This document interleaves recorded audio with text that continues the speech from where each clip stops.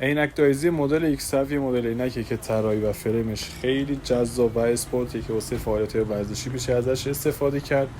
در ادامه ویدیو با ما همراه باشی که کاملا خدمتتون معرفی کنیم. دوستان این بسته‌بندی عینک دایزی سری X7 که حالت هارد کیس داره که ضد ضربه است، اگر گیره واسه آویز کردن به کمر یا کوله پشتیتون. داخل بسته‌بندی هم با هم مشاهده کنید دوستان این که کاملا عینک و فریم ها کاملا پلاستیک ضد ضربه است. پشت کارم که مشاهده کنید مانع از ورود گرد و خاک یا حشرات به چشمتون میشه.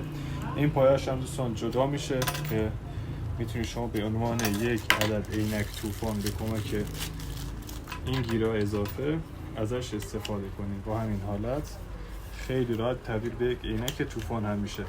داخل این بسته‌بندی دوستان مشاهده کنید دو تا لنز اضافه واسه لنز زد، یعنی لنز شفاف واسه تیراندازی یا موتور سواری و دو عدد لنز قربه‌ای. این هم یه گیره واسه این مدل بنداست که عینک از چشتون نیفته و این هم یه دستمال واسه تمیز کردن. یه عینک بسیار پرکارآمد دوستان.